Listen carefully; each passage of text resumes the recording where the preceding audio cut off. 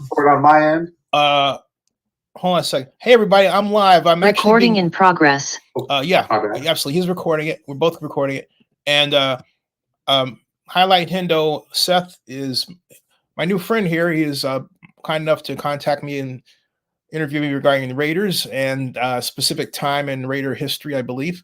So I'm quite excited, and I'm going to switch back over to Zoom, citing a cyborg. I'm kind of back and forth, but here we are. Seth, pleasure to meet you.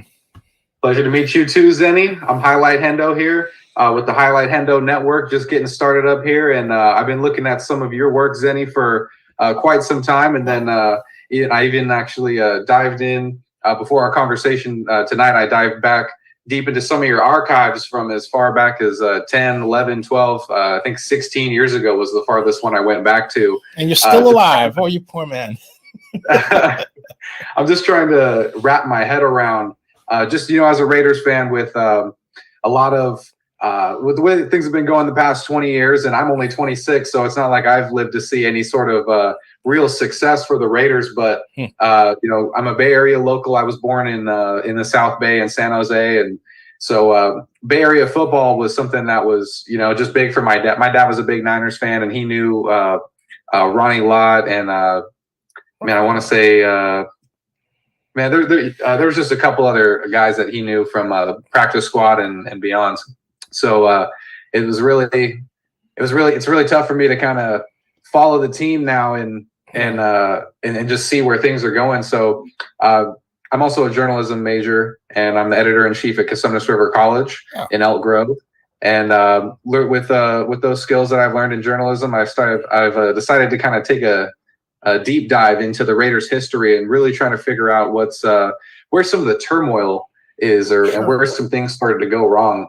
And but just kind of starting off with you, it's a pleasure to be here speaking with you. You've spoken with Mike Mayock, and you've spoken to Mark Davis in person and Al Davis in person. You were prompted with the task of making Oakland a Super Bowl destination, I believe in 2006. Yeah, Super Bowl bid. Yeah, that was actually 1999 and 2000. Started the Oakland Alameda County Sports Commission and the Super Bowl 39 bidding committee.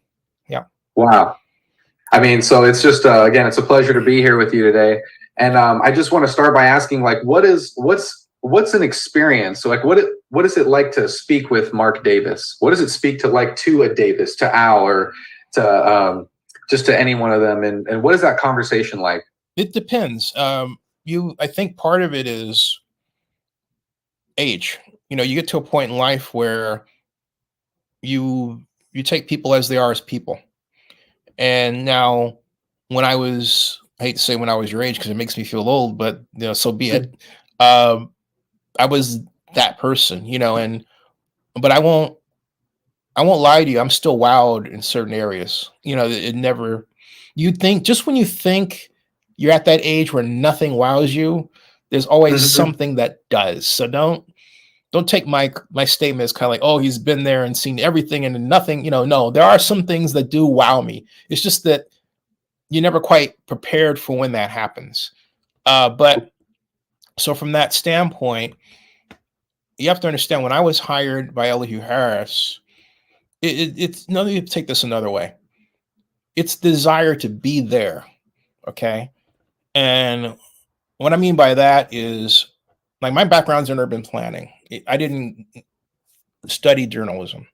I created Oakland's first blog, Oakland's first YouTube partner channel, but I did it because, and this is working backward, I was fired by Jerry Brown during the Super Bowl, and make a long story very short, there were things going on in his office, the way he was handling things that I wanted to put out there, and blogging was a brand new medium. And I wanted to explore it, but also I started covering the NFL draft right after that, blogging at Raider headquarters. They would have these draft parties. And I remember after the party we covered in the 2004 year, myself, Keith Dubkowski, who's now ironically enough, he just left NFL Media, and on your Croats, still friends of mine to this day. They were bloggers, and I was thinking, and I actually said to them, God, I'd like to be there. So before that happened, Joe Brown, when I was trying to bring the Super Bowl to Oakland, to make another long story short, Jerry was working behind my back. The NFL told me on the day of the press conference, when the press conference was going, when Paul, the Commissioner Tagliabue, had got to a point where he said, Zennie, well, Governor Brown, welcome, and then announced that Jacksonville was the winner. And Jerry said, you can't do this. Joe Brown, who was the executive vice president of government affairs for the league, came over and tapped him on the shoulder and said, Zennie, if there's anything you need, let us know. So fast forward to when after the Raiders party, I called Joe and I said, hey, Joe, no, that was 1999. Fast forward to 2004. I said, Joe, remember that promise you made about if there was anything I needed, let you know? He goes, yeah. What do you need? I said, I want to cover the NFL draft. And he said 2 words, you're in.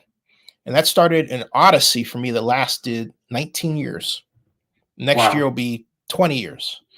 And so to answer your question about what it's like, it was a process that started with wanting to be in situations where I was covering something. I had something to say. It started with that way with the Montclarian. But how did the Montclarian start? But I was put on the Alameda Base Reuse Committee in 1994 by Alameda County Supervisor Keith Carson, who is still our supervisor in that today. And there was a guy from Corvey Engineering that I felt was there for reasons that had nothing to do with helping the community, more had to do with helping his company. And, as you get older, you kind of get used to that. But I was young and I wanted to write about it. And my friend who worked for me, Molly Egri, told me, write a query letter. I had no idea what this stuff was. So I did the Tribune. She said, write one to the Tribune and then write one to the Montclarian. I wrote one to the Tribune and Pearl Stewart. She said no. In fact, Pearl actually tried to duck me and literally ran into this consignment shop on Grand Avenue that this goes back to 1993. I'll never forget it. And then Chris Tread of the Montclarian said yes. And so by 94, I had the most popular column in Oakland tied with Peggy Stinnett of the Tribune. And so it was a gradual process of meeting people and being in situations where you quickly realize this in politics, that you know just as much as the next person, and that more importantly, everybody has a skill or specialty and everyone has a light, but you're not going to find it if you don't listen to them. And so it was a gradual process for me. It was, but were there moments that were, higher than others? Yeah, of course. I would say at that point for me, it was a matter of getting to know like George Vukasin, and I would go and interview him. George Vukasin was the president of the Coliseum, but I knew he liked Grey Goose, so I bought him a bottle of Grey Goose. That got me the position of being the first person to ask a question out of Al Davis when the Raiders came back from Los Angeles. And so it was a matter of ladders. You build ladders for yourself that way, and you get used to it. And it's a matter of understanding that you belong. And that's to answer your question. But there have been a lot of moments like that. And I'm now trying to remember where I was wowed by something. And I think it had to do with, I know this had nothing to do with the Raiders, but similar. It was the Night of Winter Stars Oscar party. I had talked my way into it, and Ed Losey, who was the PR guy, let me in. My first was 2010, and I never done this before. Was never on a red carpet interviewing anybody. It was my first time. And so in that year though, so I'm waiting, and all of a sudden here comes Will Decker. Now, Will Decker is the character in Star Trek the Motion Picture. He's played by Stephen Collins. And I just froze. So I said, "Hey, my God, I've always wanted to meet you." And and that's where it was. And I went from like a high, and I sort of calmed down. Great guy. So then, Wow. yeah, so we have moments like that, and they're all very special. Wow. I mean, that's just great to hear. Like experience. I mean, the way that just how far back it's gone, and like you said, you're about to be hitting 20 years now. So that's amazing. Thanks. But just and as far as the NFL at that time, like you mentioned, Commissioner Paul. Yeah, Todd Tagliabue. Yeah.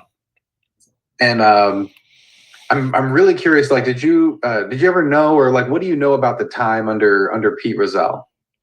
Well, that goes back to when I was in high school, and Mm-hmm. from the perspective of being a high school, and I was at Skyline Tom Hanks School.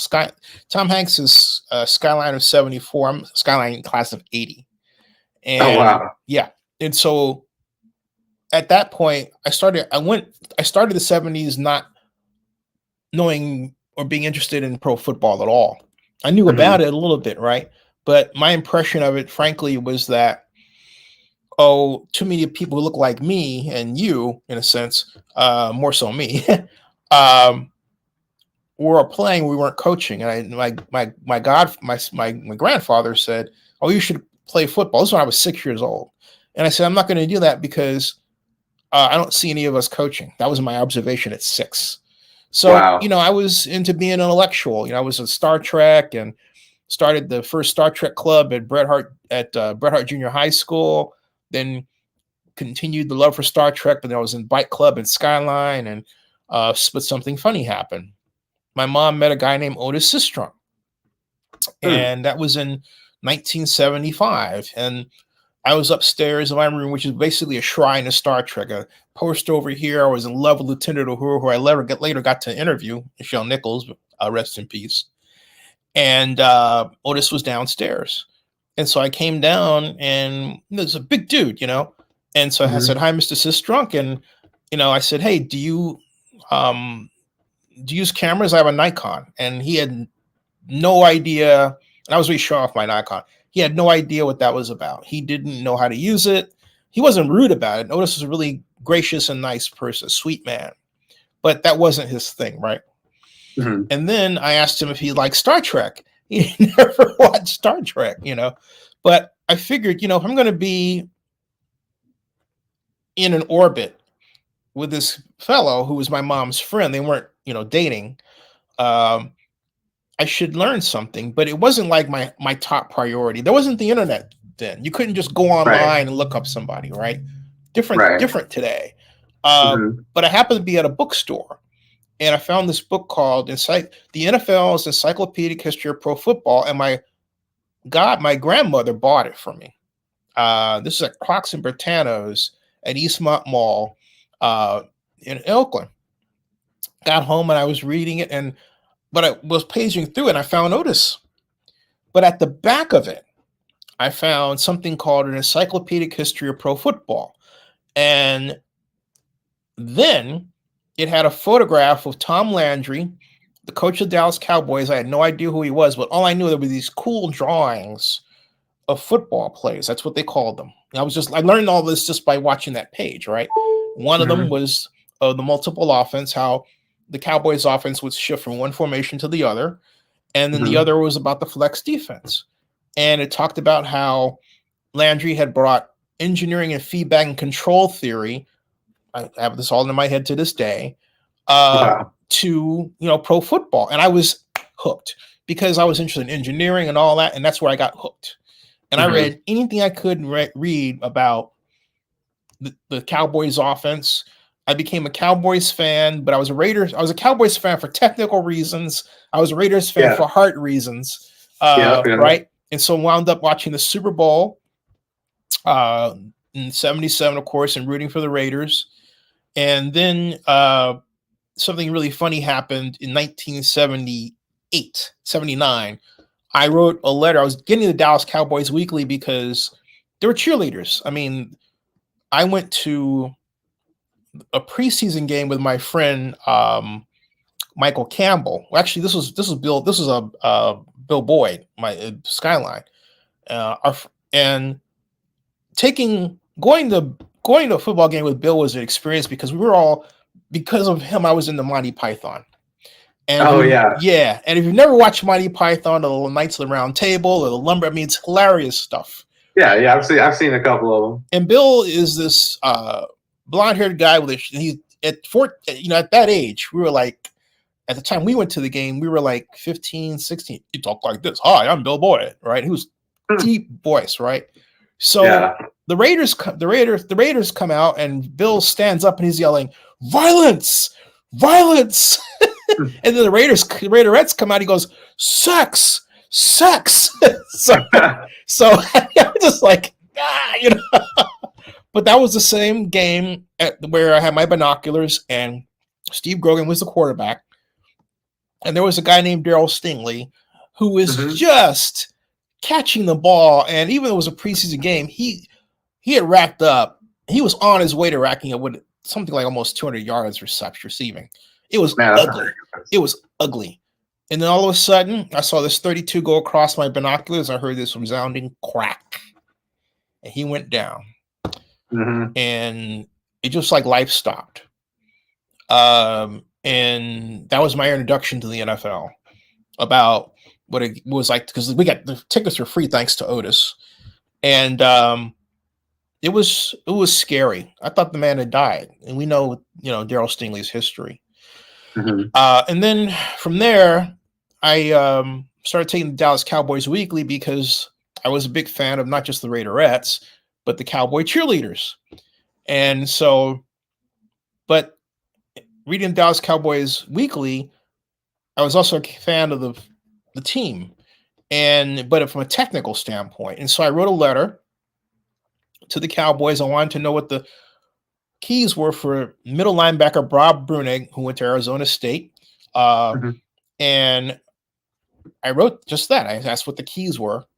And to my surprise, they wrote me back and invited me to the office.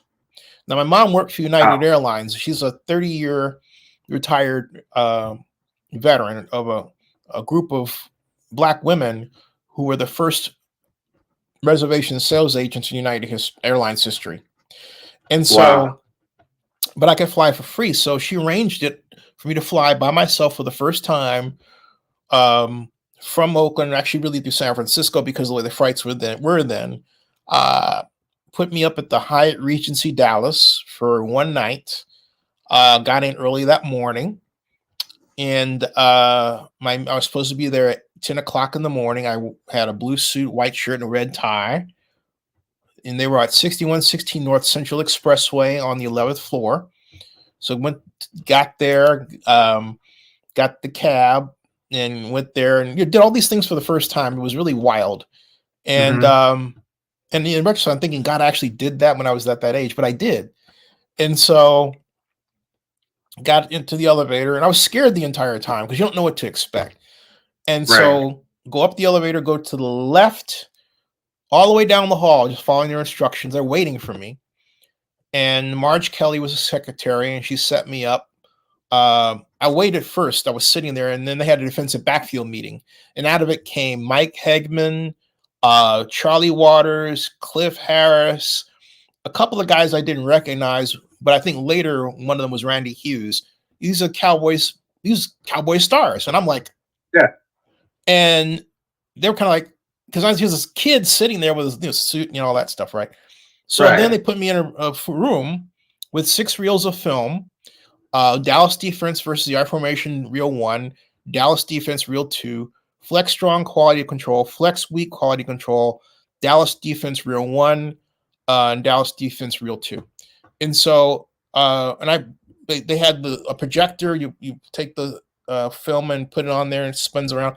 And the dang on thing spliced on me an hour into the session. And I thought, oh, they're going to kick me out. I'm in trouble. What do I do? And I was thinking, I'll make up a lie, or what do I say, right? And then I thought, you know what? You never lied. You're taught not to lie.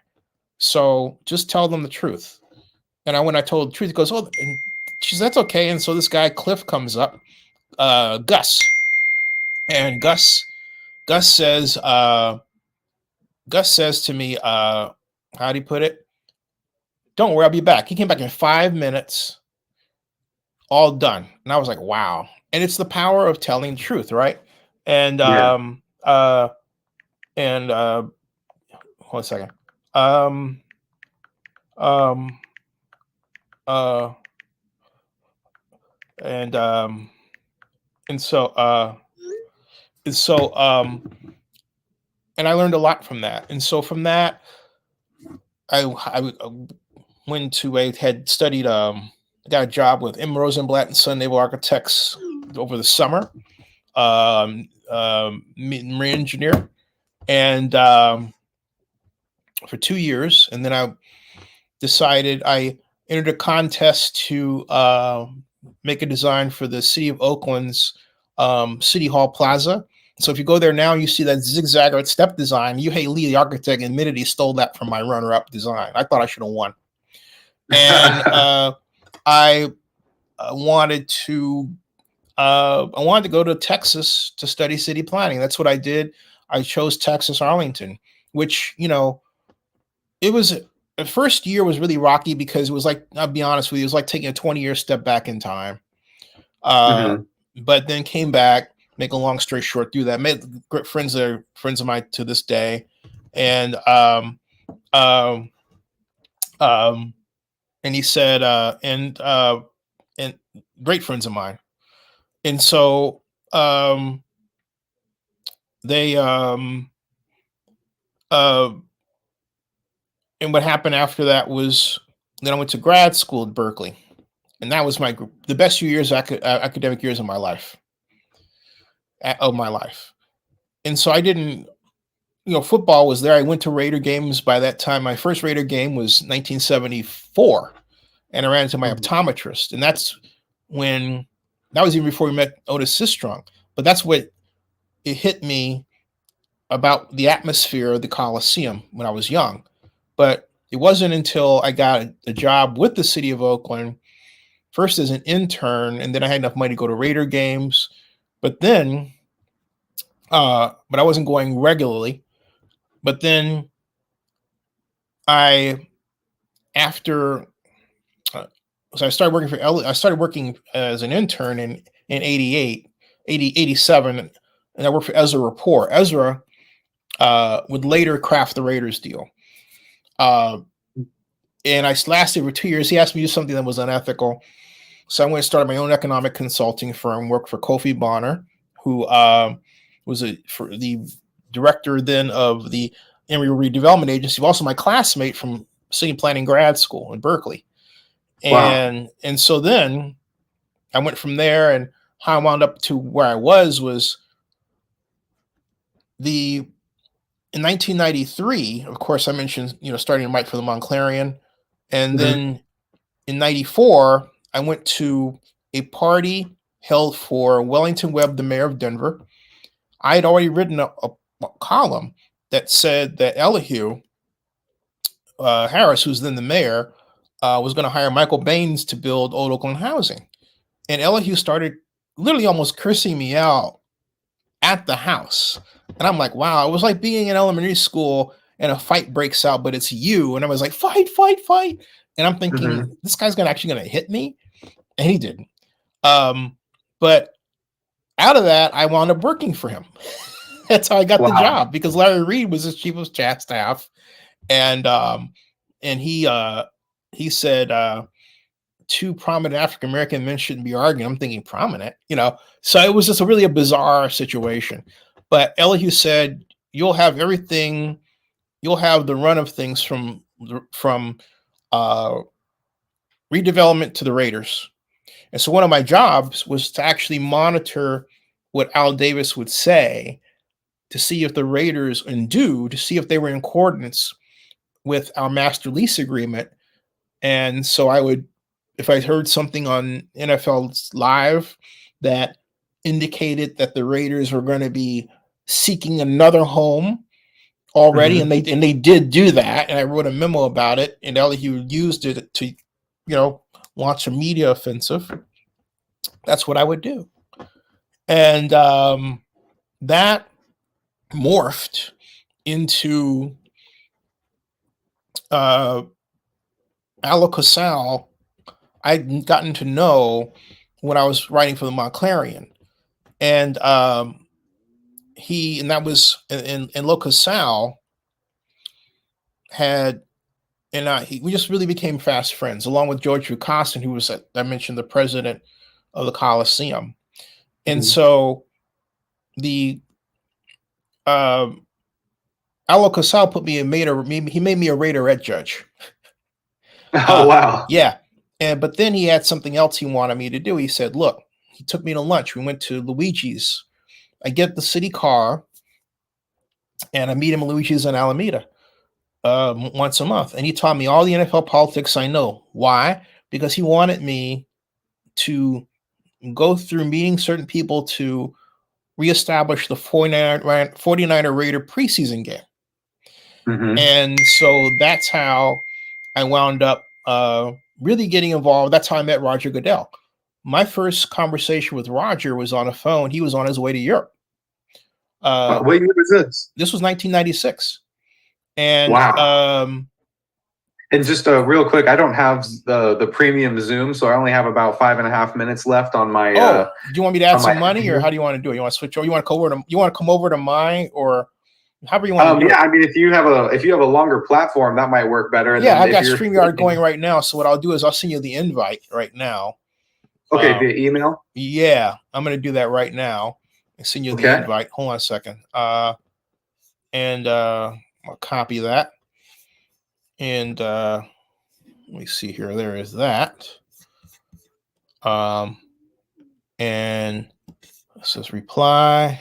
And I'm in big letters. I'm going to say link to show. Colon. There. And then I just sent it off to you. Right now it says link to show. And you'll come up in my StreamYard in the little window. And when you come up there, you just it'll ask you to prompt and activate your camera. And you may, I don't know what your situation is. Well, let me say something.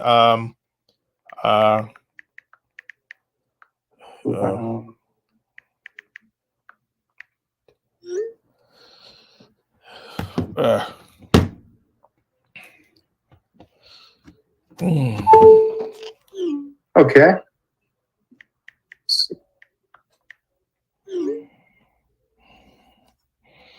Okay. Oh, here you are. Bam. Cool. All right, let me recording. Sorry about that. Oh no, not at all. So I can actually put you here. And there we are. Ta-da. Bam. How's that? The magic, huh? That is very magical. Very magical.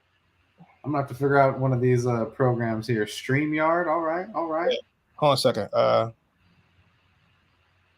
Let me go just taking a picture because my client is asking me questions, but hold on a second. Young man, young brother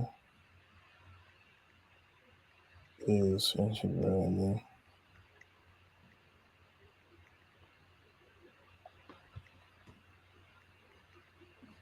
I'll reach out after.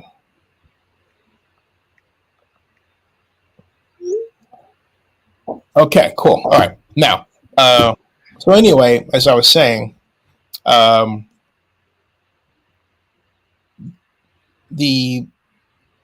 we had lunch, and I remember the whole Goodell situation came about because Local Sal said to me, "There's a man I want you to talk to. They're grooming him to be commissioner. He's executive vice president of football operations. His name is Roger Goodell." And so he gave me his number. I called him, and that's how I met Roger Goodell. And just one more time, what year again did you say this was? It's 1996. 96. Yeah.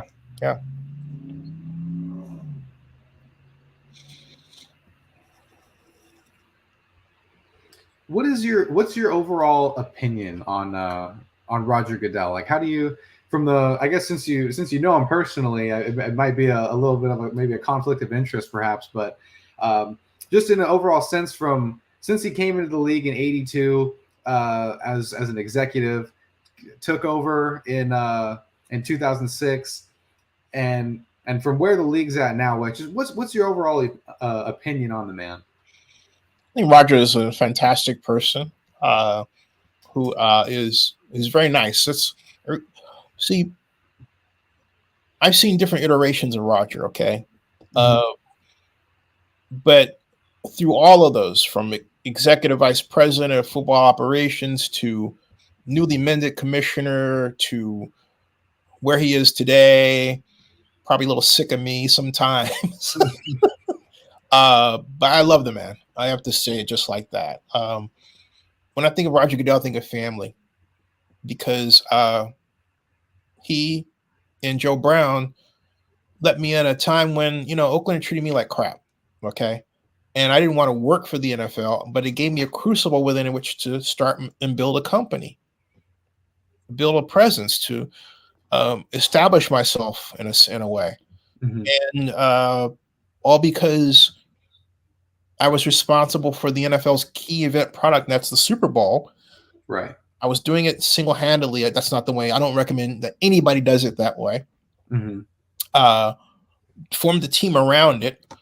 And all the while, Jerry is trying to figure out ways to undermine me because he wants somebody else in charge of something that he doesn't understand.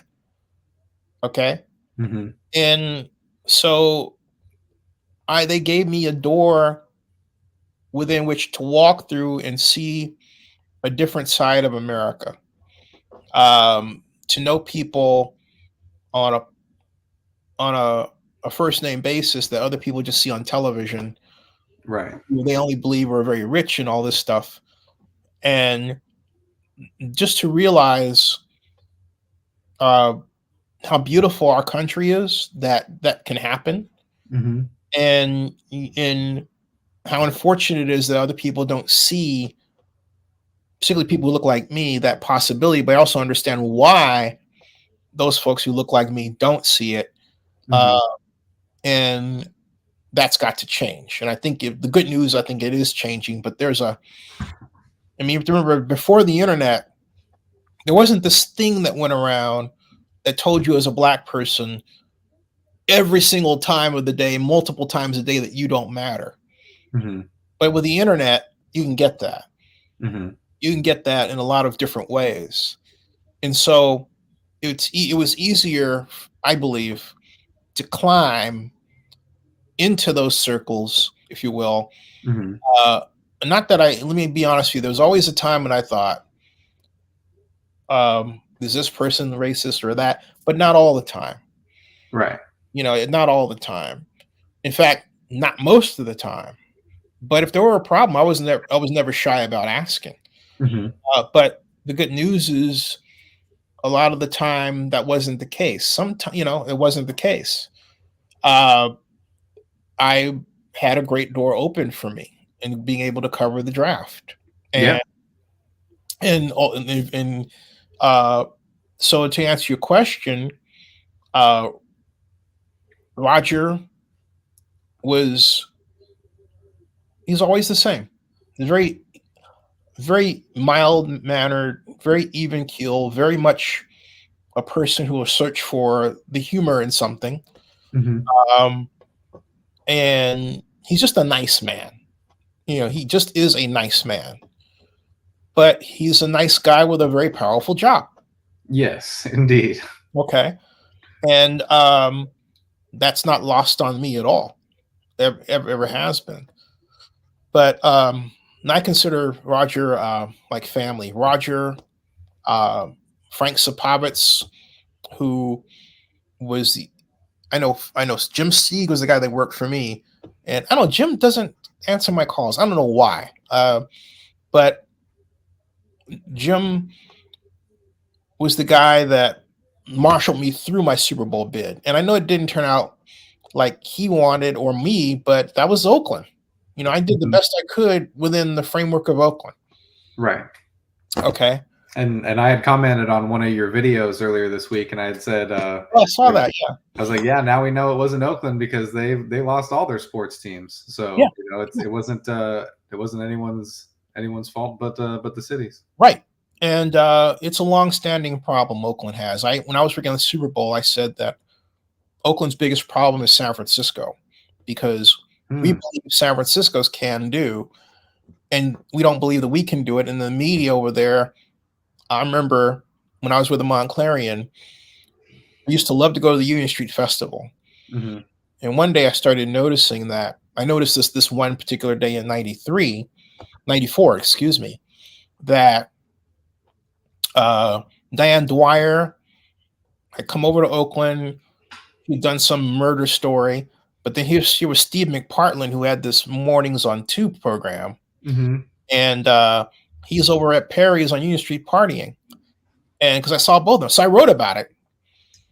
Would you believe Diane tried to have my column taken away from me at the Montclarian strictly because I wrote about that? Wow. Yeah, it did fail. It was, I mean, Chris Treadaway, the editor, passed away a couple years ago. At 66, and sadly, thought it was hilarious. And so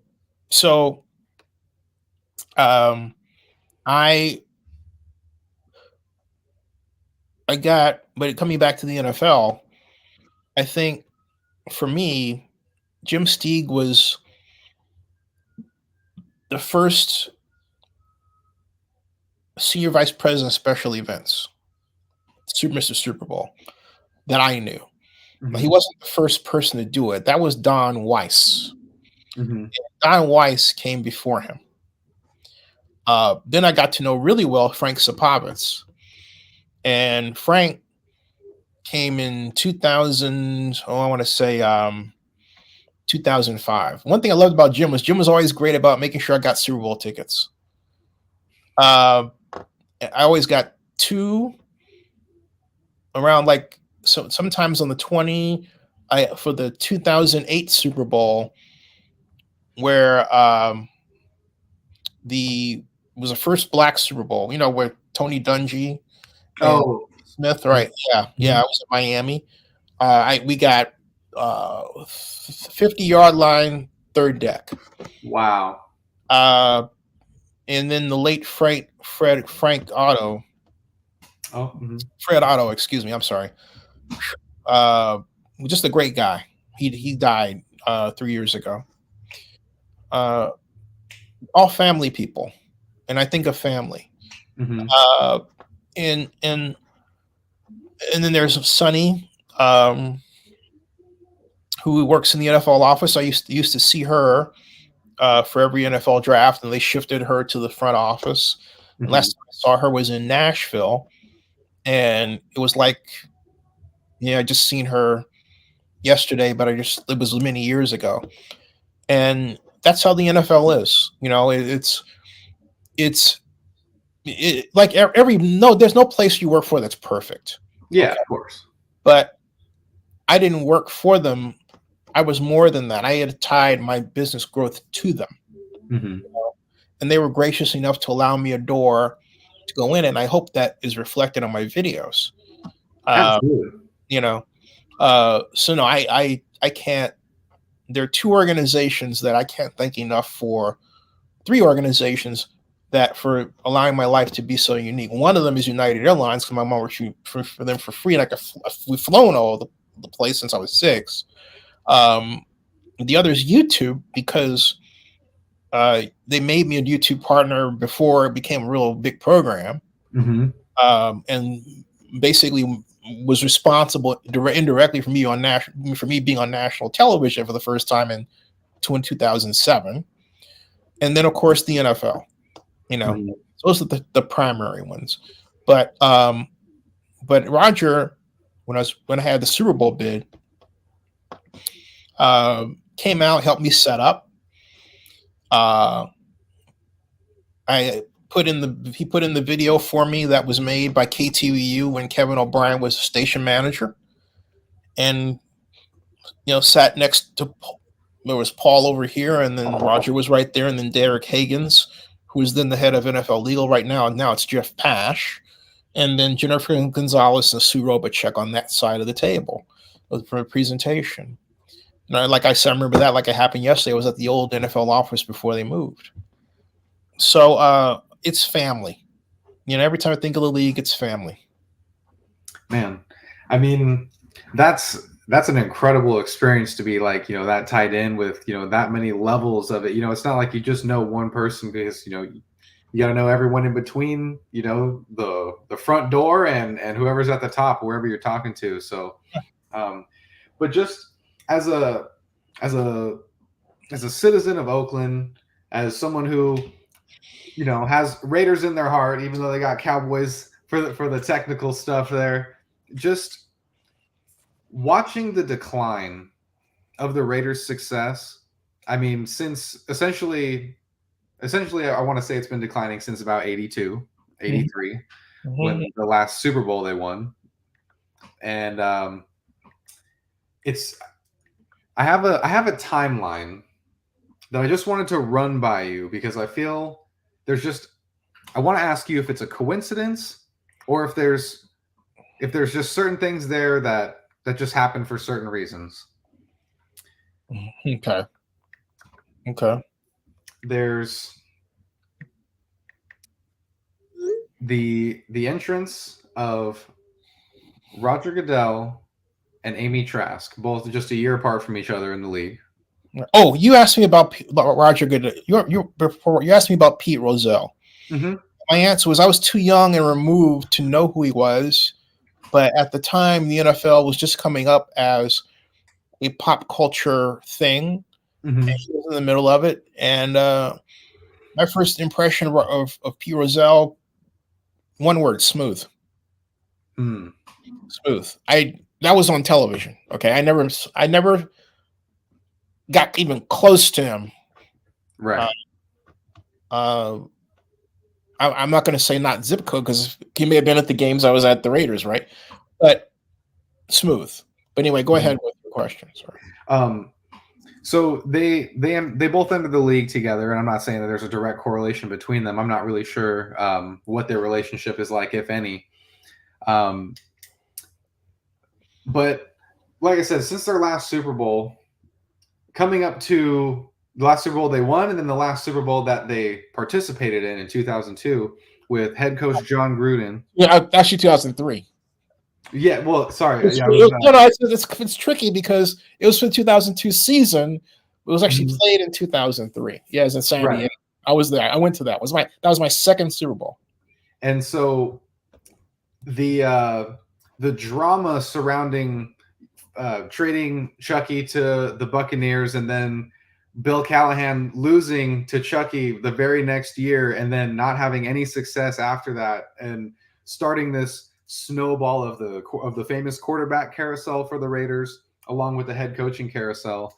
You're saying Bill Callahan losing to him because yeah, I would say that's a fair way of characterizing it. Yeah.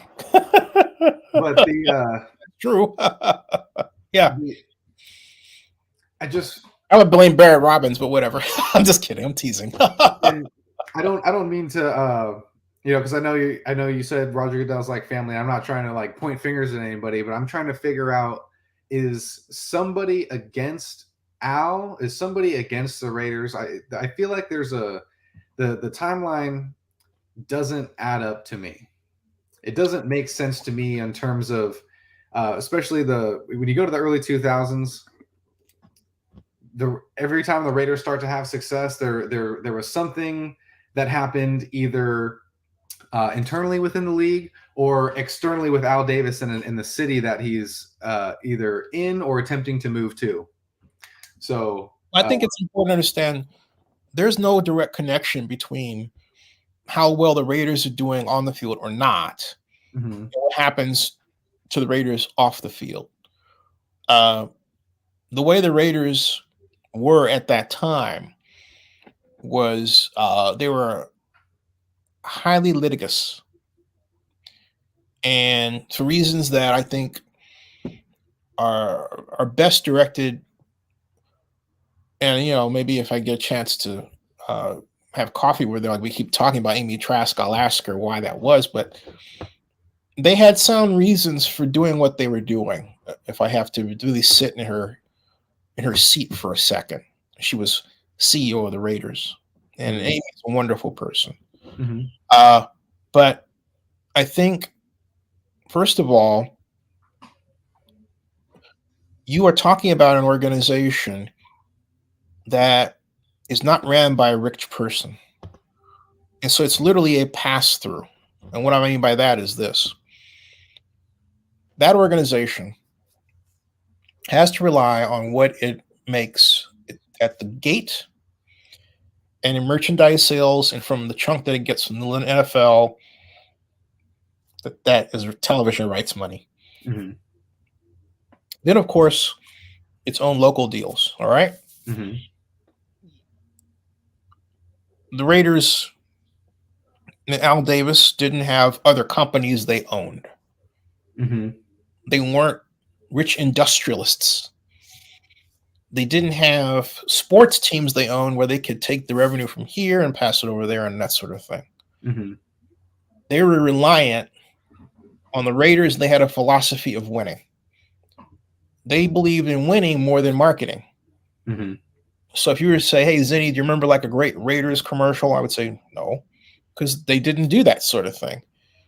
They believed that what they did on the field and their way, their etiquette, was enough. And but that translated to how they perceived people treating them off the field and led to some legal skirmishes. Uh, some were famous, but the most famous one of all, of course, was when they left Oakland. And I remember the main problem. The main problem was that Al Davis wanted luxury boxes. Yeah. I mean, real ones, not the slivers that we had. The Right. old team had these slivers. And I was in one of those when I was um, at a game. This was at when I was Skyline. And I distinctly recall the rain coming through and thinking, hey, I thought these were supposed to be enclosed, and it wasn't. It was just a sliver.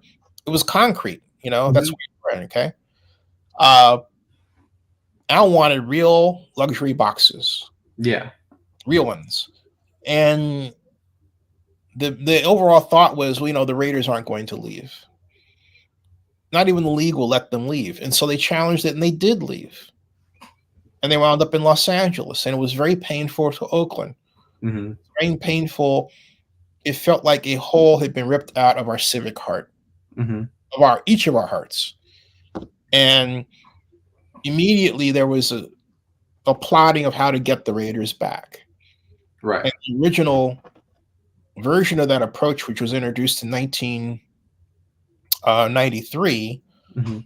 would have cost $893 million, and the city wanted no part of anything that was going to cost that level of money to bring back the Raiders, regardless of the reason. Mhm.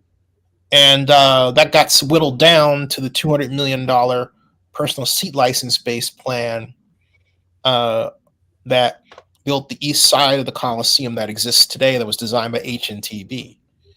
And so um, it was a situation where the Raiders were trying to get as much in terms of what they would do for merchandising and from facilities and from the league. And they were very much, in that approach, they were alone in that approach until Jerry Jones came along.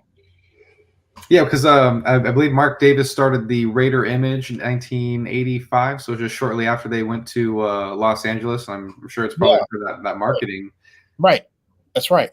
And And so, yeah, in fact, there's a video I have of actually Charlie Santana Jr. will tell you that too. He told me that at the game. It's on video here. Um, in fact, yeah. So it's worth playing if I can find it. At any rate, um, that was a situation. So my point is that there was no connection, okay, Mhm. between wins and losses on the field and off. I remember in 2000, a fellow from Sports Illustrated came into my place in Oakland uh, and went over a spreadsheet because he was certain the Raiders were broke, and that was the word going around was, "Hey, the Raiders are broke," and they were not doing too well financially, but they weren't broke. And what stopped them from being completely broke was the fact that, look, you get millions of dollars in rights fee money Mhm. annual, uh, annually, and so that's really what that was the thing, Mhm. uh, and that saved them. But the fact of the matter is, here's Charlie. But the fact of the matter is that the Raiders were they were just fighting for what they believe was they were entitled to. To Mhm. put it bluntly, okay. Uh, and that was it. I don't know if you're thinking of a particular case or situation. They also were trying to find a stadium solution, and they tried Irwindale. That didn't work out. Mhm. Uh, and Irwindale accuses them of basically running off with their money. But then, look, Irwindale said, "Hey, look, here's $10 million up front, regardless," and they took it. Now, wouldn't you do that? Of course, you would. Yeah. You wouldn't say, "Oh, well, you gave me 10 million, but I decided I'm not coming, so here's your 10 million back." Yeah. It's like, oh, we're gonna go to Vegas, but yeah, here's your 10 million. Yeah, see Yeah. that, but see, in that case, yeah. So for Irwindale, so I don't blame them for what they did there at all. Here is, by the way, my buddy Charlie. I'm calling see how he's doing. My buddy's Charlie Santana Jr. At the Raiders game, talking about the Raider image. Man, here we go. Charlie's a great Raider. His dad, Charlie Santana Sr., was one of the Alameda County supervisors instrumental in bringing the Raiders back to Oakland from Los Angeles. Wow. Yeah, here he is. 1 second. Right here. I can't know if you can hear that or not. I think the volume's still off on the. I thought I hit. Okay, here it is. Okay. Zennie, this is where the Raider image was born. Zennie, the Raider image, Zennie. Shall I continue? Yeah. Tell him what happened. The Raider image started in El Segundo when the Raiders were in LA when they left Oakland. It had to be the 93-94 Mark Davis owned the Raider image. That was his sole job. And he had 5 employees: Susie Gallardo, Lou Goldberg, a guy by the name of Gonzalo, and Janet Steele. There might have been one more. I can't remember all the names. And basically, that's how merchandise started on the internet. That's your wife, right? My wife currently now, Yeah. and Mark Davis is the one who, I guess, instrumented it. Tell me the name of your wife. Tell me the name of your Well, wife. her name's Susie Santana now. Yeah. Used to be Susie Gallardo. Mm-hmm. And I met her when the Raiders moved back in '95. So basically, the Raider image was 2 or 3 years old. Now they have like 14 stores, and everything sells on internet as far as merchandise. And Mark Davis invented the little hand warmers. Oh, I didn't know Oh that. yeah, I saw that too. Little invention, and Mark had his little invention. When you're in New York and it's 20 degrees below and you're playing football, these little warm gloves, that's MD. MD did that. So MD was always there doing something. Now he's the owner. Nice. There was nothing like his dad. No, his dad's a great man. Yeah. My dad and his dad were the best. Yeah.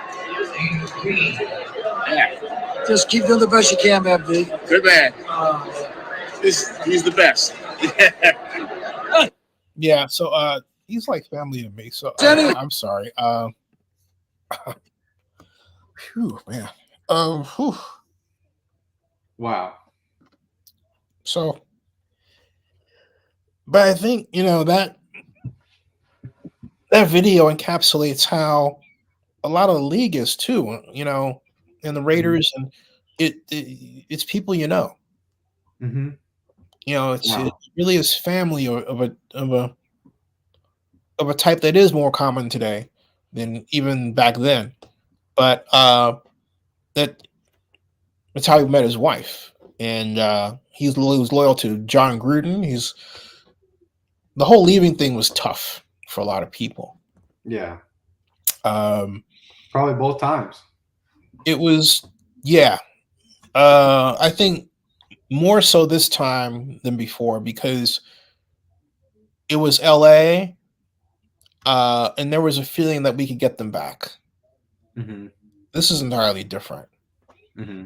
because Oakland, the Oakland of today, even the Oakland when they left just 7 years ago, didn't have the can-do spirit that the last Oakland had.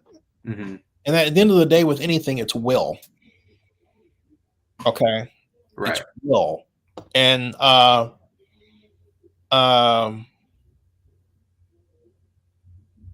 we don't seem to have the will to do anything, and that's the biggest difference. And that's where, because I know you said the wins and losses don't, correlate to the stuff that's going on, necessarily off the field. And my only argument to that is the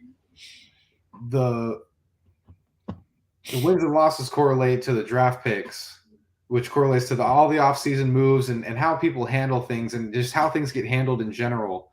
And just the, I mean, if you were to go pick up and ask any Raiders fan who's been a fan for or knows anything about the Raiders, you'd almost be able to say, like, man, I felt like every fan feels like they could have made better draft picks over the past 10 years.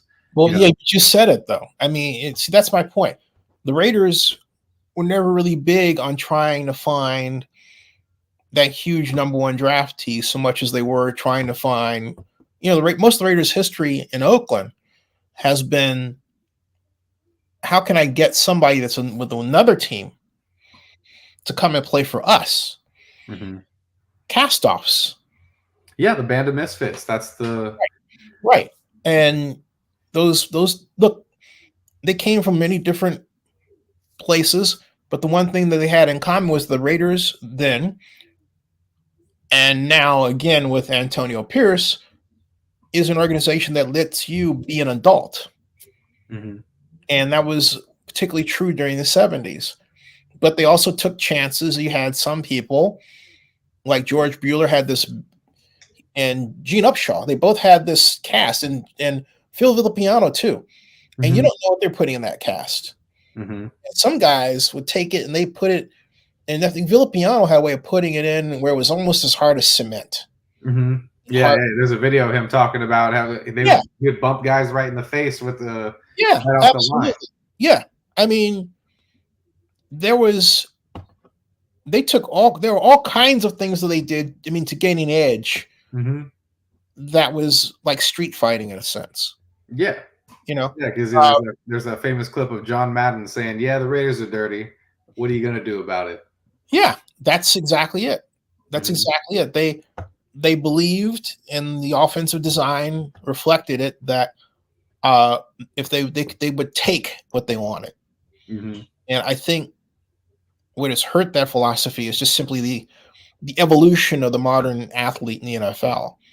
In other words, it's harder now, I would argue, not impossible, but difficult to decide that you're going to throw a 50-yard bomb and have the time to do it when you're trying to block defensive linemen that can bench press 600 pounds and can run 4.40s. That's crazy. Like Montez Sweat. I mean, that's so these gentlemen and women, if you take a look at what's going on in football, the emergence of female football, are superhuman. Mm-hmm. And so it's physically that much harder to take them out, or not take them out, but to block them, especially if you think about the fact that offensive designs that we see in pro football, like split backs and everything, really a child of a time when athletes were not that strong or fast. Right. That's hence the reason for a fullback. Right. So some would think, well, gee, don't you think there should be something entirely different? Yeah. But we don't get that convention. Mm-hmm.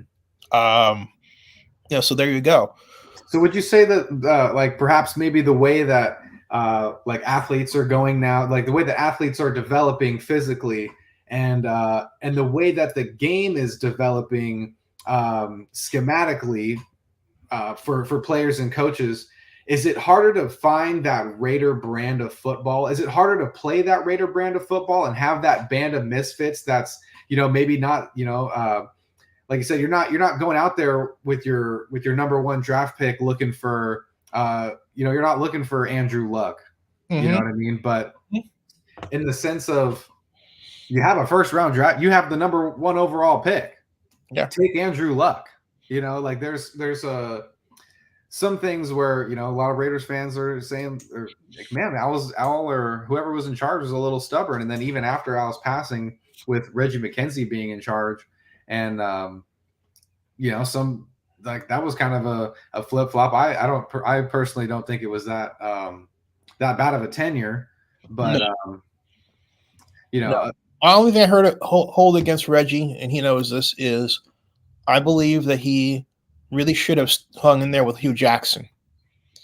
And he told me, and I asked him, I said, as I said at one point, that he should have been fired. And it's on video, so you think even if the person did or see it or not, if you're going to talk to somebody face to face, you write something that incendiary, you might want to tell them why you did it. Mm-hmm. And I did. I said, look, I believe that if you have two prominent black executives, you don't work against each other. You figure out ways to work together. Right. And he said to me, look, there's some people you work with you just don't like. That's truer words have never been said. And what can you say to that, right? Just okay. Right? You are absolutely right. That's all I can say. But I still think he should have tried. And I met Hugh. I might want to get him on again to talk with him about football.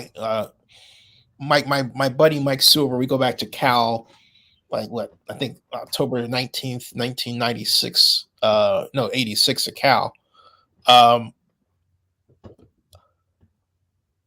But I still think that they should have done something. It was too bad because they brought in Carson Palmer. Mm-hmm. Raiders had a dynamic offense. They were in a good space, I think, in terms of what they were doing. But then, of course, Carson got injured. Right. Now, should we have given up 2 draft picks for him? I was not on board for that at first, mm-hmm. But I was always a Hugh Jackson fan, always. And another thing I did want to point out after looking through your archives. There was a video where you had said, 3 years from now, Terrell Pryor is going to be the starting quarterback of the Raiders. And sure enough, yeah, he was. For that one season, but he was. And then we got Derek Carr. Yeah. I was really pissed about that. And it wasn't, a lot of people thought I hated Derek Carr. I didn't hate Derek Carr at all. I simply believed that the Raiders did not put enough intellectual capital in building a system around Terrell Pryor. Mm-hmm. What I mean by intellectual capital, I mean not just a quarterback sweep, but a quarterback sweep pass, right? Or a fake reverse pass, mm-hmm. Or just hand off to the running back.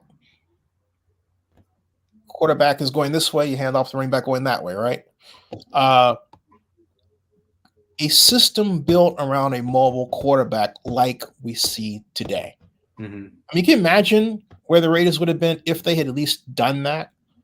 And I really believe they would have gotten into the playoffs, if not the Super Bowl, if they had trained themselves to build a system around Terrell Pryor.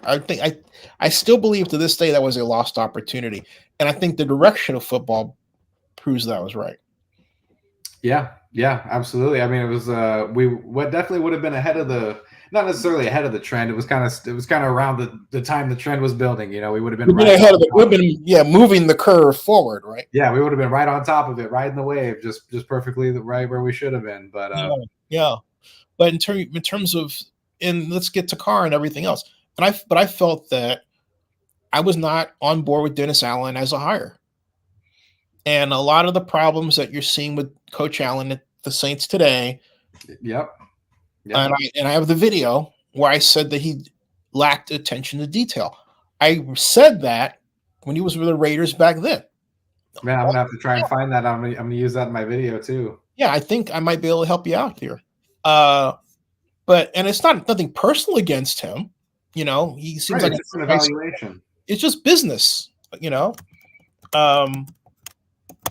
it's just business, and it's.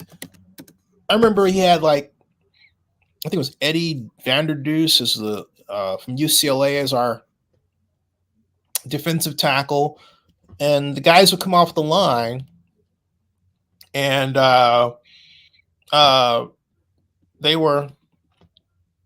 guys would come off the line, and they were always standing up, and you need to get down. Your leverage should be low, Mm-hmm.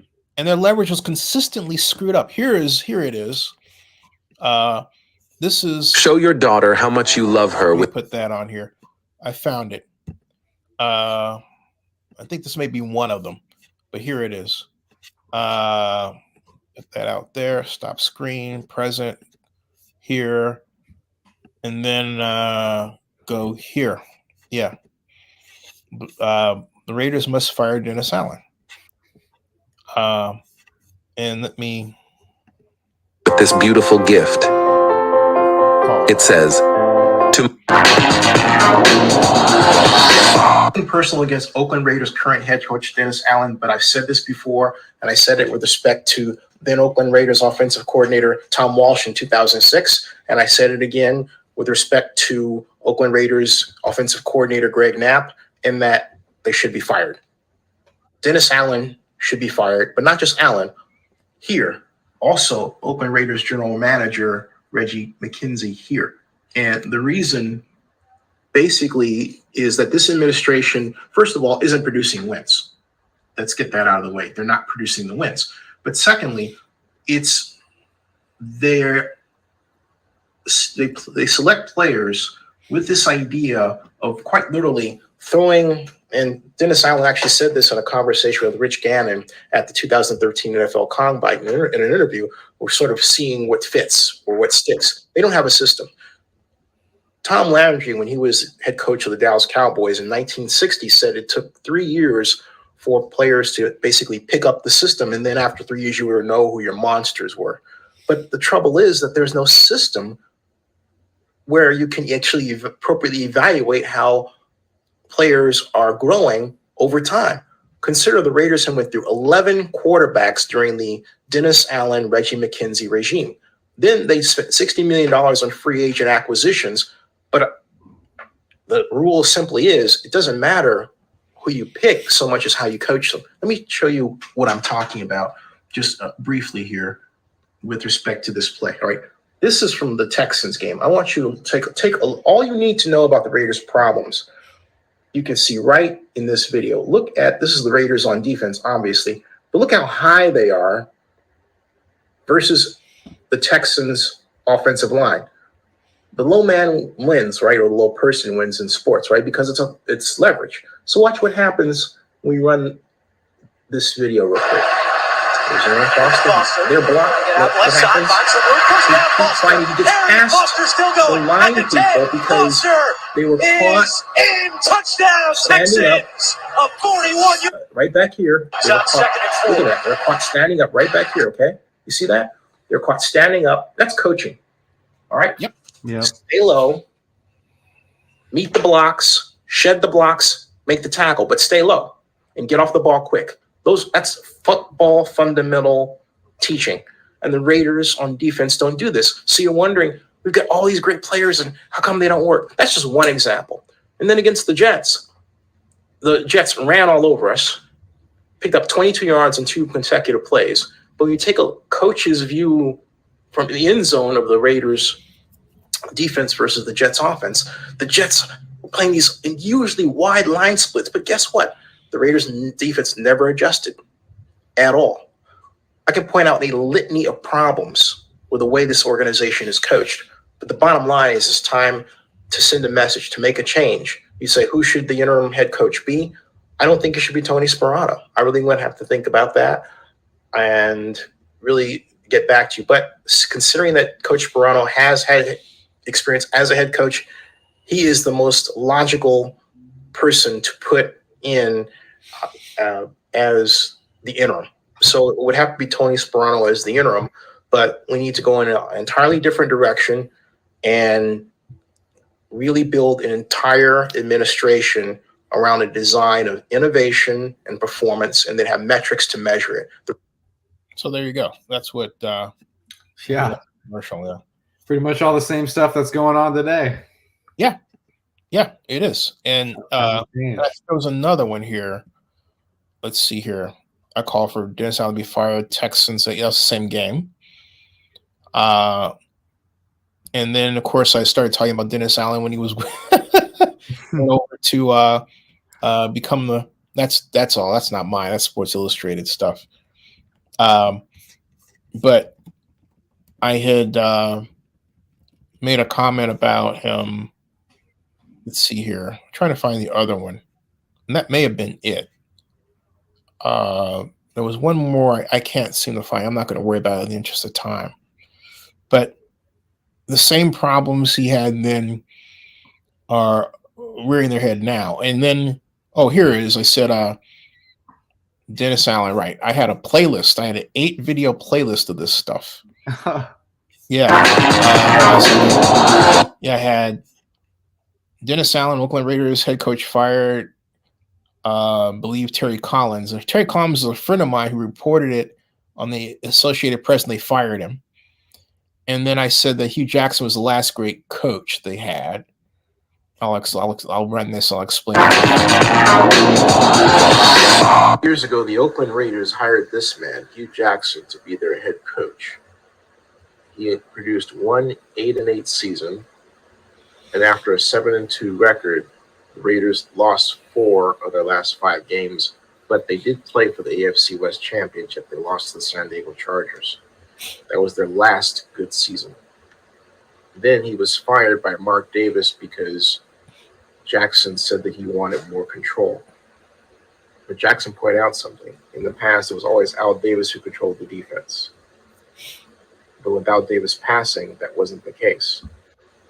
So Mark Davis, based solely on his dislike for Hugh Jackson's press conference comments after they lost to the Chargers, which were understandable, fired him or allowed Reggie McKenzie to come in, hired Reggie McKenzie, who then fired Hugh Jackson. Yep. Reggie McKenzie was basically gutted the organization and brought in, quote, his own people, unquote. And that's how Dennis Allen came in. Ever since. Yeah. It's time to bring back Hugh Jackson. And it's time for the people working for Mark Davis to stop being yes people. Yeah, so there we go. That's Mark likes those types of folks around. They like to be upstage. Hey, we're a little late night work here, but some bizarre. Check that out there. Yeah, he doesn't like to be upstaged, and it's not why he's like that. I don't know, but I know he's like that. And Mark is or Al? Mark. I like Mark because I understand the kind of person that he is. And I understand the kind of childhood he had in Oakland. Mm-hmm. And people, I would go to the King's X on 40th and Piedmont. And this was like, I want to say 1992, 1991, 1993. Excuse me, not even that. It was like 96, 97 in there. Yeah, 96 and 97. Not that, yeah. 96. And Mark had some problems then. Okay. I don't want to go on the air and to blur all that stuff out. Yeah, but absolutely. I will just say that Mark has come a long way. Mm-hmm. You know, and I'm very proud of the person he's become. And for all the criticisms that Mark had or was, and the people made fun of Mark and they shouldn't have. Mm-hmm. and because he rightly has a grudge against how he was treated then by certain people, including people in the media. I was do you know anything about like I've read some things and heard some things that Mark was bullied as, you know, maybe more of like a young child kind of on the football field, essentially by Raiders players, and but this was more probably late, probably maybe in the 70s. Yeah, I can't speak to that. He was a kid. Now he and I are the same age. If it was the 70s, remember he's a teenager. Mm-hmm. So bullied, it's like you're not playing the game, like you're representing your dad, okay? But I don't recall ever hearing anything like that. Okay. Okay. No. I mean, there is a reason why his father left him the team. Mm-hmm. You know, I was just trying to get into the reason why he wasn't ever so into football. You know, I mean, his dad is the godfather of the AFL, and you know, I don't know. The greatest professional. Right. I would have to ask him. Mm-hmm. I know that he was into some other things. Let's put it that way. Mm-hmm. That by the nature of what he was into, it didn't lead to playing football. Right. All right. I mean, but even do you think he always felt that he was going to get the team at the end? No, I don't think so. I think he grew into it. I think whatever happened that led him to start the Raider image, it was during that process. Okay. Mm-hmm. And undoubtedly, being acquainted with Mr. Davis as I have been, it was tied to something that Mr. Davis said to him about his future. Mm-hmm. You know, and look, Mark is not a stupid guy. Right. All right. He's actually probably a genius. Yeah. And so I don't think, I think that he gradually came to a position where he was being groomed to have a key role in the Raiders and their future. Mm-hmm. Remember his dad left him the team. Right. What does that say? It's powerful. Yeah, that was a part I thought about, and I just had to think like what would happen? What would have to happen for Al to leave the team to his son that isn't a football guy? But that's why I had done some more research on Mark and figured out that he created the Raider image, and he had stayed with Cliff Branch and communicated his contract for him to get that deal. And after realizing that, I was like, oh wow, there's a lot more involved than people lead him on to be, because the narrative of Mark Davis to your average Raider fan is that he just inherited the team. He doesn't know anything about football. He's not a genius guy, and it's quite the opposite. But he did know, but he had to grow into it because he had a hard childhood. Mm-hmm. Okay. He was made fun of in school. Mm-hmm. Okay. But he grew into the person he has become. Right. Which is the owner of a multi-billion-dollar franchise. That he made a multi-billion-dollar franchise. Exactly, because nobody was saying anything like that in Oakland. They were trying to get $800 million to come over and build a stadium. Yeah, and when it's funny when one of your thumbnails for your videos of them possibly moving down to Los Angeles, basically what is now SoFi Stadium, the design is Allegiant. Yeah, that's right. It's quite funny. Funny. They took it from Manteca Architects. they took that design. It was supposed to be down there in Carson. Yep. That's it. Same thing. Man, it's just not only that, I think it could have worked at the Coliseum. Yeah, then in that video where there's a video where you're interviewing Mark Davis, there's a bunch of people around him. He's in the lobby somewhere of something. Yeah, that famous video. Yeah, and he says, well, he didn't want to inconvenience the fans with all of the construction of a new baseball stadium and with the upgrades that would have been needed to happen to the Coliseum. He didn't want to inconvenience the fans with parking and having construction during games and having to get around and making making a huge inconvenience. And I think one thing that goes unnoticed is how much Mark really cares about the Raiders fan base, because the best move was to pull out of Oakland as much as it hurt, because look where they're at now financially. Right. And it started, I remember when I first met Mark, and this was 2014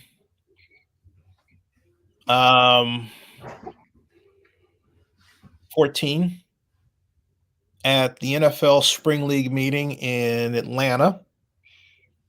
And he said, now he had taken over in 2011. That was my first NFL Spring League meeting. Mm-hmm.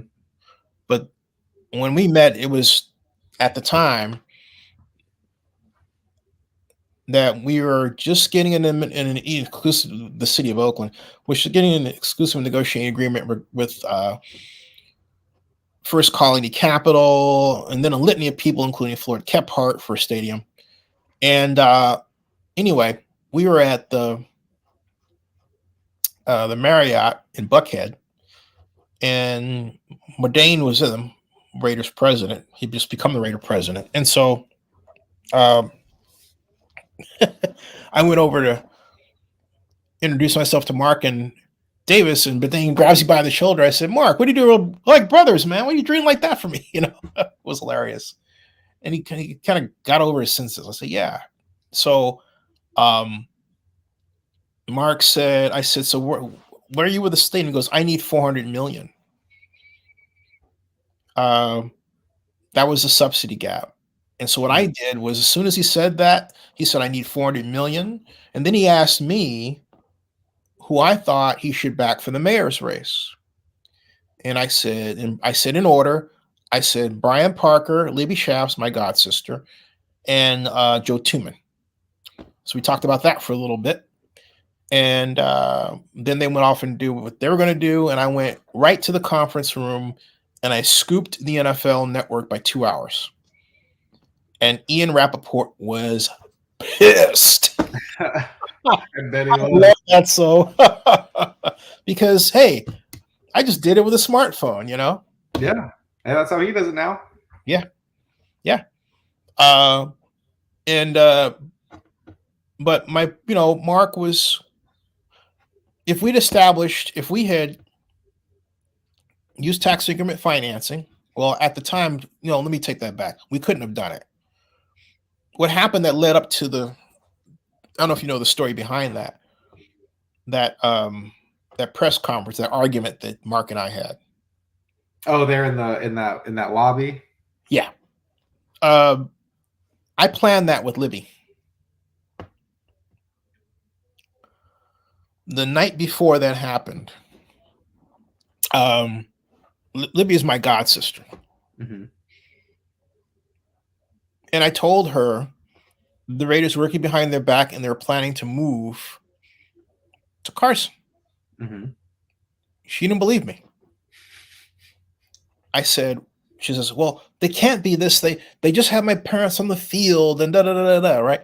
I said, no, they're working behind your back. And I just found a video that was produced that shows what the stadium would look like down there. But the start of the video says, financed by the Oakland Raiders. My blood ran cold. And so I'm walking down the middle of Euclid in the neighborhood where I live in Adams Point, talking to her on the phone, and we're literally plotting how I'm going to get him to admit what he was doing. And that's what led to that. Wow. And she got the message because she wasn't, now should she have just went ahead and hired me? Yeah. But then also told her, I was stupid at the time. Prior to that, I had said, oh, don't hire me. Just, but she could have offered. That's a whole other story. I'm still pissed off about that. She would always brag about the free advice she got from me. It's worth a lot of money, man. Yeah. Yeah. Yeah. Lots. Well, I didn't. I don't want to take it back too much for Roger Goodell, but the sorry, I'm just looking at my notes here. For the vote in 2006 to make him commissioner, it's reported that the Oakland Raiders abstained. Well, really, Al Davis abstained from voting, and I'm not sure it would have changed the vote anyway because I mean, I'm sure I think he won it by a landslide. It was like 21-9 or something like that. They were grooming Roger to be commissioner. Yeah, I mean, it was already in the works. It was like, yeah. But when you watch videos about Al, it's like he was the most liked or disliked guy, depending on who you asked in the league. And you had some people that really didn't like him. You had some people that wanted to be his friend. And I'm just curious why, if you know anything about why he would abstain from voting. What message was he really trying to send? He didn't want him as commissioner. It wasn't anything complicated. He felt that Roger was a company man and wouldn't maximize the team value like he believed could be done. You have to remember, it took a lawsuit where the Raiders partnered with the Dallas Cowboys to free up merchandise sales. All right. So Roger was on the other side of that. Right.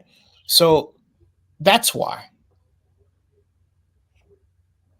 Man.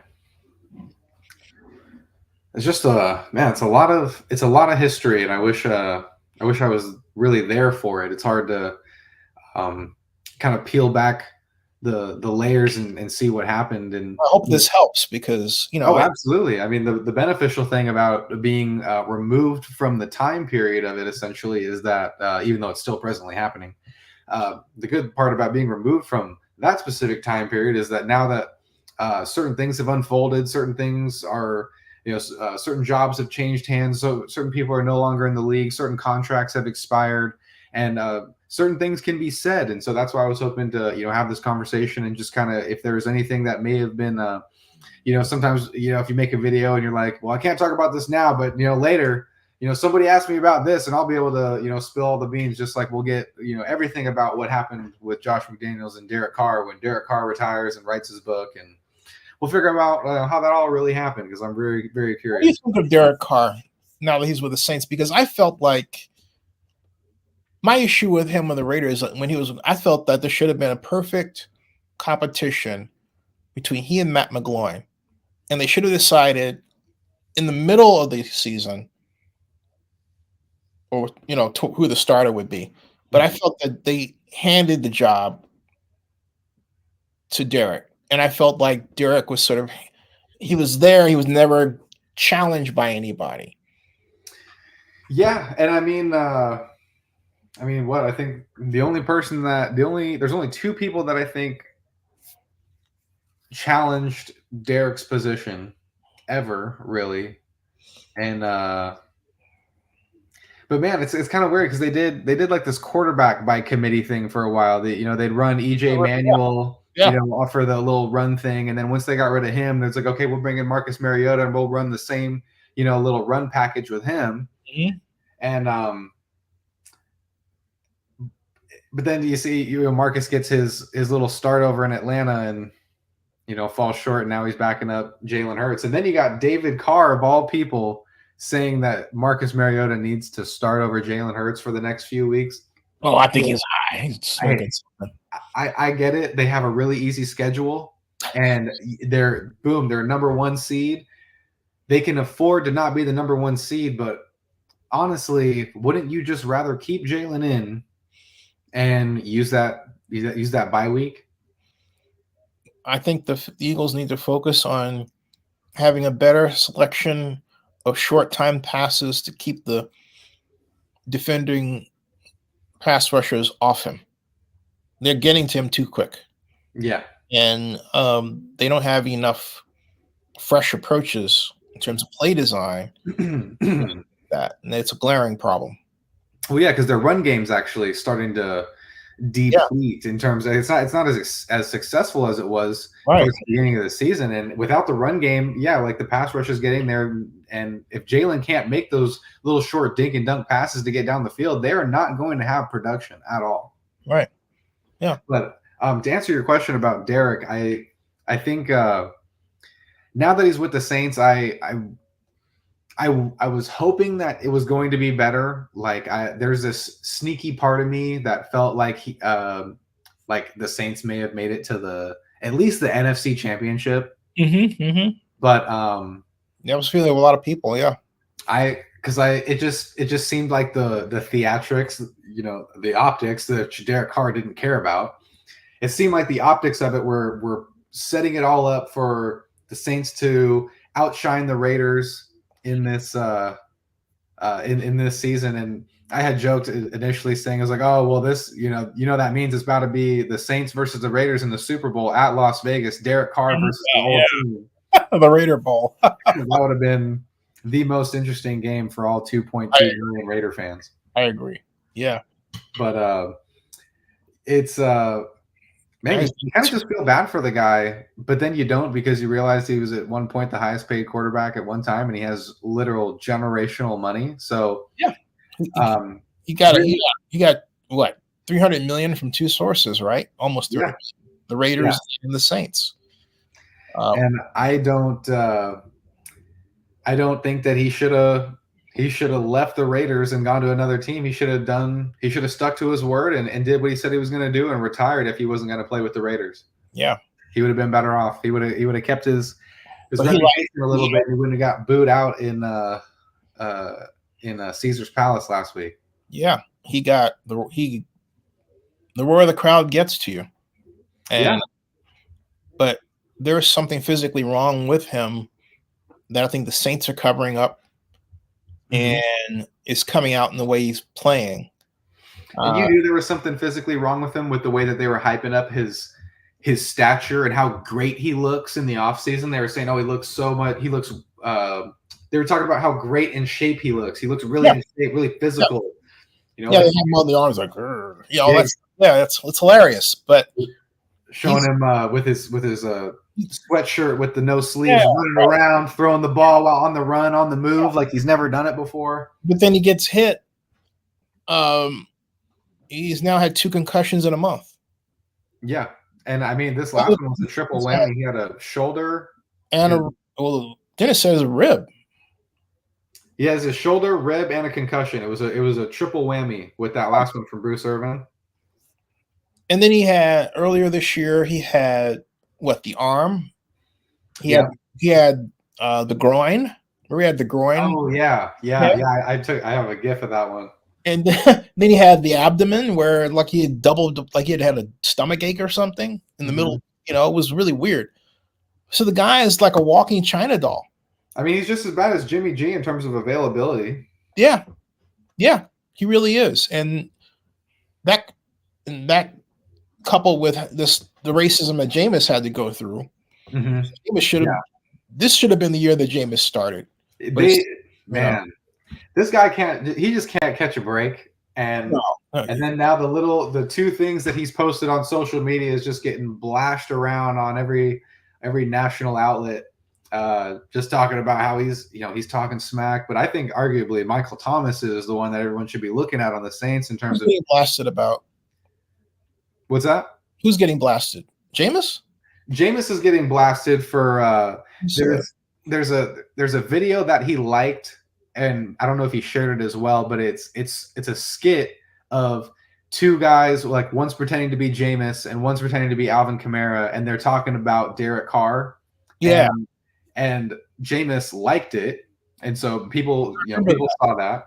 Yeah. But I think Michael Thomas is the one who's had more conduct detrimental to the team with basically assaulting that construction worker or vandalizing his car, and then everything he's posted the past 48 hours about Derek Carr and what Dennis Allen had to say what Drew Brees had to say about how he's always open.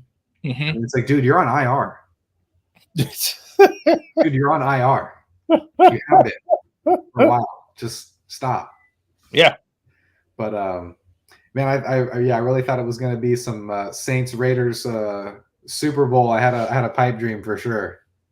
Yeah, that pipe dream is it could happen. Still, you never know. Man, that would be the craziest thing if it ever did. It's hilarious. It is, yeah.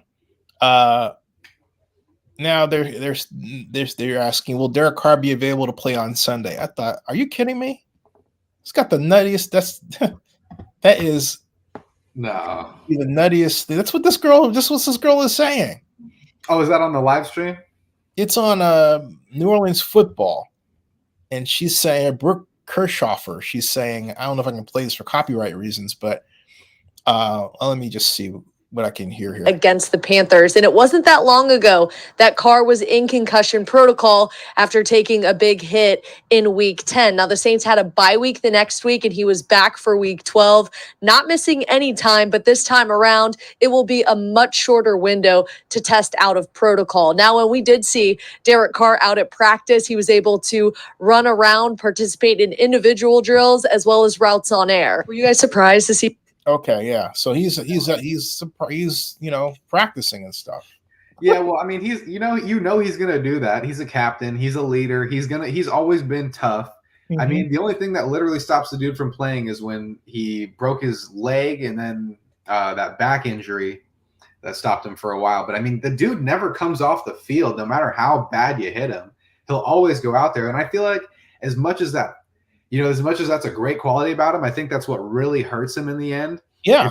It's not, I'm taking a coaching philosophy class, and one of the key things is you have to know when your players have to come off the field, and your players have to know when they have to come off the field. Yeah, you're right.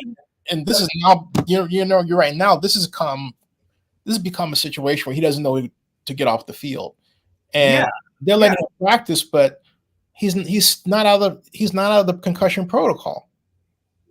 Right. And so what's all that running around and bouncing going to do? How is that going to help the team? And I'm not sure if you're familiar with Wi-Fi Willie, but go ahead. But he's a popular Raiders YouTuber, and he's a huge Derek Carr fan. He went to Fresno State, and he's been following Derek Carr on the Saints. And man, and I gotta say, he's the first Raider YouTuber guy that I really kind of started like watching like regularly. And man, I was just really bummed that he didn't. Man, he's just giving excuses for Derek Carr, and that I'm not sure if you saw that pick six from Jesse Bates. Yeah, I have a video of it. Yeah, yeah, that one, he threw it right to him. That was not a good throw. No, that was not a good throw. That was not a good pass. It was not a good read. Actually, Bates kind of tracked it. He tracked the thing. There wasn't even anything to track, if you ask me. Derek Carr threw the ball behind the receiver and the defender. He was throwing it to the corner of the end zone where nobody was, and Jesse Bates saw that and saw. Are you talking about the pick six? That was actually a slant, because I have that. That was a slant.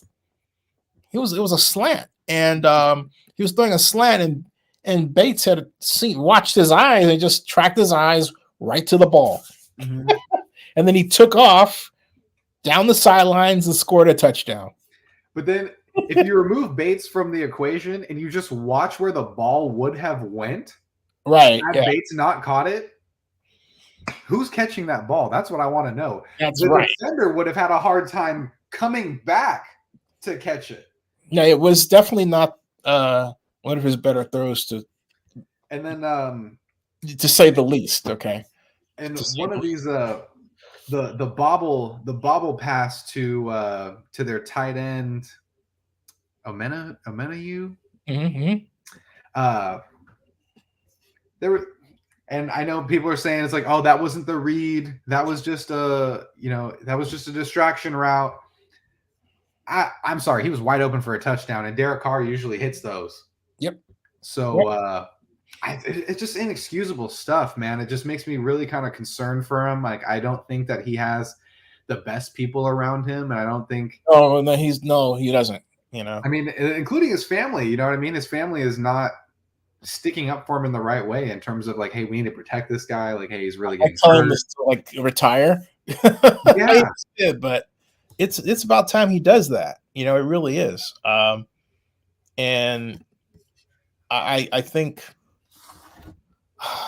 I hate to say he's going to get hurt like that, but he's really he's in trouble if he's out there trying to push himself to play, and then Dennis Allen puts him out there. If Dennis Allen is stupid enough to put him out there under those conditions, Dennis should be fired. I'm sorry. I mean, I already think Dennis should go because he's taken this team that was already mid. Yep. You know, and then it looks like the Raiders last year. Yeah.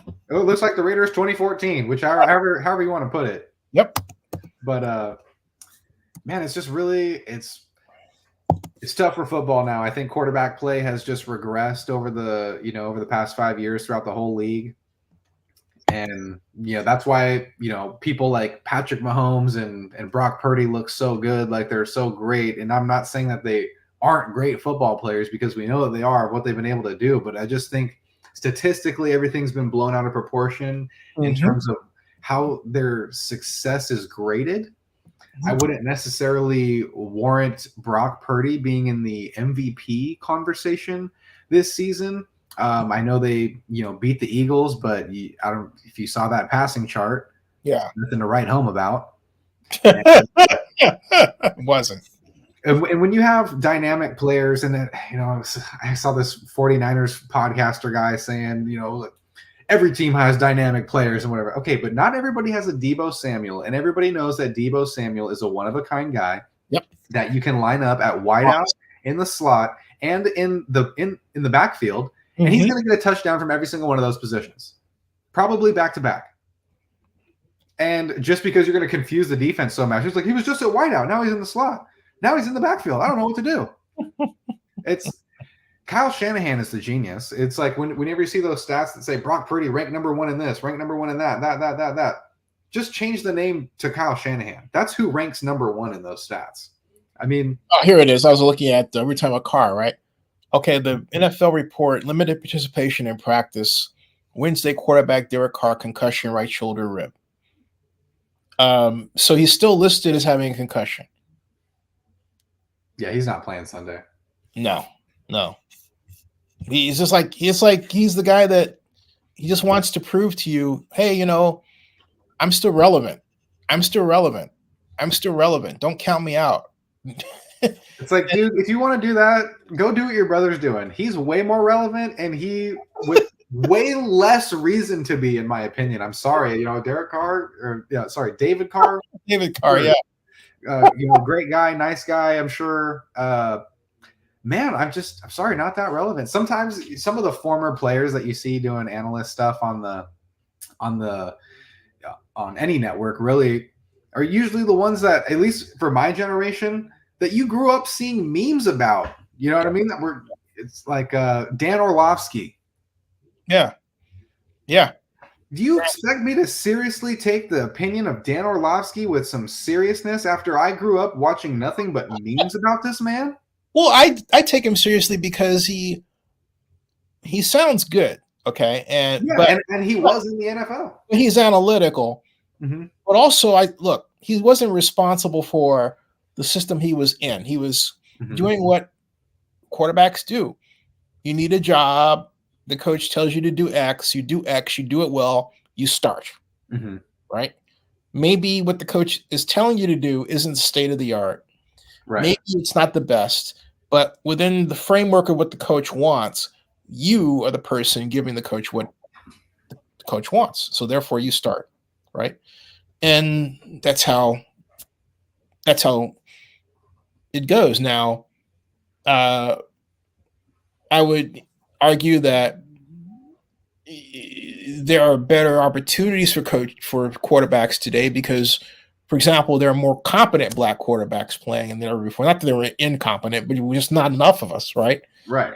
But now we're getting getting opportunities left and right. And you got C.J. Stroud turning up the league, and Mahomes, and Jameis, and Jameis finally getting his due, and hopefully that's what. You got black quarterbacks starting and backing up. You know, all on every string. You know, Tyrod Taylor coming in for Danny Dimes, and you know, filling in his little role there. And I thought they should have stuck with him until he got hurt, and now Danny DeVito looks, you know, not halfway bad, I guess. But and that's what bothers me about Derek. Derek should just simply say, you know what, if he gets, you imagine if he gets concussed one more time. Oh, then I don't see him doing anything but retiring. Right. I'm just saying, just sit down, man. You have to be in the practice, jumbling yourself and all this stuff and all that. It's like, what, did the wife kick you out of the house or something? Oh man. And well, maybe after the Raiders made his wife cry, maybe she kicked him out of the house and said, "Man, this football stuff's too much." It wouldn't surprise me. Hey, that's what happened to Tom Brady. That's why he didn't come to the Raiders. So there you go, man. Definitely. But man, right. This has been fun. Yeah, absolutely, Zennie. I don't want to take up the rest of your night and stuff. My wife's cooking dinner, and hey, congrats, you got a life. I'm caregiving for my mom here in Georgia, although I live in Adams Point in Oakland, but I'm gonna wind up shifting gears at some point here. Yeah, I hear that. Only child, you know. Hey, only child here as well. It's a one of a kind life. Hey, not too many if you want to vlog on what you're welcome to come on our show and want to vlog with us. You know, I'll see an email, see an invite. See if you know, we'd love to have you talking football. Yeah, absolutely. I really appreciate it. Thank you. This is it's what I want to do. It's I've always had a dream of broadcasting and doing analytics, and so I'm even looking at getting into some coaching here locally in Sacramento for a youth football group. It's actually, they have the Sacramento Raiders for youth football here in South Sac. Oh yeah, cool. Okay, yeah. So we have. Let's if your video goes viral, 70% of that money is yours, the ad revenue. But you know, and we have a great group, and we're growing. And at some point we'll get sponsors again and we can pay like we used to pay. The pandemic really hit us and hurt us hard, but we're on the upswing. So yeah, the upswing is where it's at. And I value information. I value the industry and the work of distributing information properly and truthfully. And you know, I feel like speculation is a part of that, and opinion. It's all part of news. And so I enjoy, you know, talking with you, someone who's experienced in the field and really knows their stuff, been around the block a couple times. And yeah, thank you for the opportunity. So well, hey, we should talk about that off camera. Let's wrap this one up because I've got to go and check on my mom, but don't go anywhere. Yeah, absolutely. Everybody, check this out, and you're gonna be seeing more of. I pointed in the wrong direction. This guy. Yeah, hopefully. Be great to have him. All right, Seth. Stick around. Don't go do anything. Hey, everybody, subscribe to Zennie62 on YouTube and bookmark OaklandNewsNowBlog.com. That ends the stream.